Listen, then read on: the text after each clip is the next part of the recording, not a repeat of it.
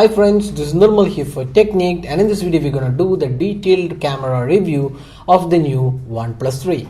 So we have the OnePlus 3 with us, and this comes with a 16 megapixel rear camera with a LED flash. It has f2.0 aperture, it has face detection, autofocus, then you have optical image stabilization coupled with electronic image stabilization, that is software plus hardware integration of the optical stabilization.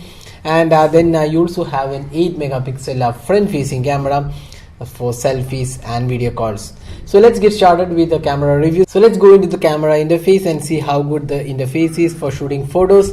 So this is the camera interface, and you can see it's a pretty simple interface, nothing on the left side, it's plain simple. If you just press here, you have this option to change the mode, so time lapse, slow motion, photo, video, manual mode, and also panorama. So these are the modes included. So we just click here, we get settings like save location and shutter sound.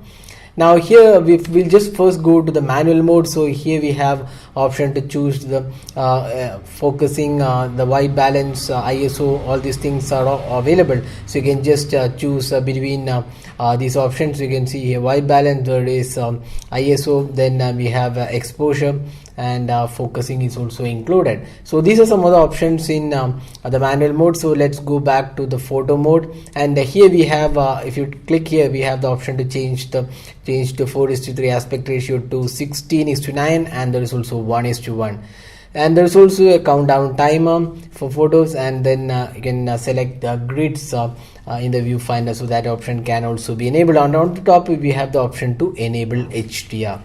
So those are the options in the camera interface. Here we have the option to toggle to the front facing camera. So here you can see the front facing camera. So this is the front facing camera, and you can see the beautify mode also included. So that's the camera interface. Now let's see other options. You can see slow motion recording is at 120 fps, that is at 720p, and there's also time lapse.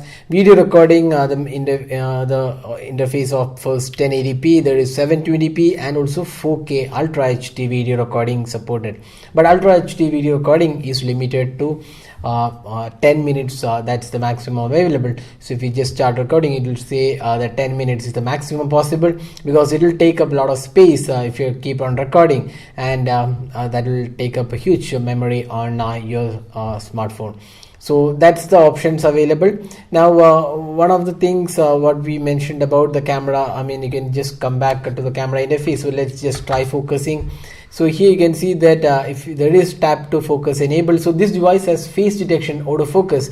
There's no laser autofocus like a lot of other flagships like LG G5. So there is only face detection autofocus, and it does work quite well, but you can't take a very close focusing because there is no laser autofocus, and you need to be a little bit farther than the object while taking close-up photos. It can't go to the level of the LG G5 or the Samsung Galaxy S7, but then it still works pretty well. Now there is also tap to focus, and here we can change the exposure value. So you can see here I can change the exposure values.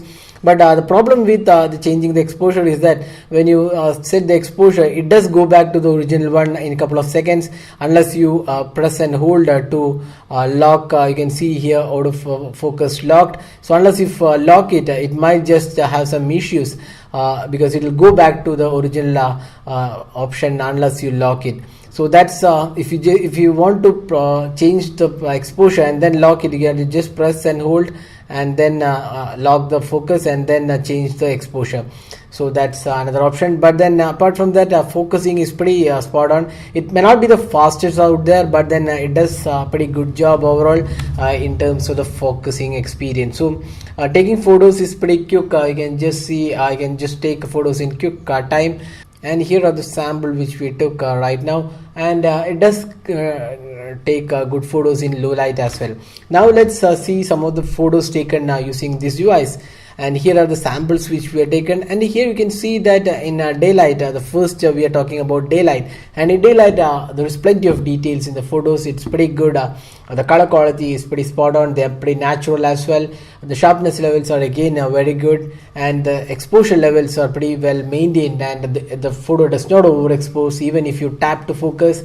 Some of the phones we have seen, when you tap to focus, it does change the exposure values by a large margin. So that is not available on this device, so that's one good thing. And the overall color quality looks quite good for daylight shots. So we have taken macro shots as well, and the macro shots have come pretty good again. The clarity again looks quite good. There is a bokeh effect added in the photos when you are taking extreme close-up shots. But again, if you compare with the high-end flagship like the Samsung Galaxy S7 and the LG G5, those devices do have better performance in macro shots when compared to the OnePlus 3. But then we are comparing a phone almost priced half. So in that aspect, if you consider the pricing, this is really great clarity in daylight shots. Now moving on to the low light imaging abilities of the OnePlus X. Here again you can see the photos have come quite good. There is good detailing. There is noise, but then it's pretty much controlled and not much of an issue. Even in extreme low light images, you can see there is some detailing, and even if you zoom in, not too much noise is included. So that's one good thing done by the company, and we would say this is one really good camera in this price segment. And in low light images, we would say this is slightly more better than the Xiaomi's Mi 5, which also is priced in the same category and also has a 16 megapixel camera. So in that aspect, this is quite good. Now the flash also works quite well on the OnePlus 3. So we now talked about the daylight shots as well as the low light images, and they have come quite good for a phone in this category. Now let's look at the front facing camera sample. So here are some of the samples, and they have come quite good again, good for social shares. Now let's look into the camera video recording. This phone can record videos in Ultra HD, that's a 4K video recording, and there is also Full HD video recording support. Along with that, it also has this optical image stabilization coupled with electronic image stabilization. So those two are combined, and here is the camera sample taken with the OnePlus 3, and here you can see that the optical image stabilization works quite good, but it's again not as good as what we see on the LG G5 or even the Samsung Galaxy S7. So it is definitely good, but it not beat the Samsung Galaxy S7 or the LG G5. And when you compare with the Mi 5, again it looks quite good. So if you're comparing OnePlus X camera, it should be with the Mi 5 because the pricing is different, and for that pricing you get a really good camera in OnePlus 3.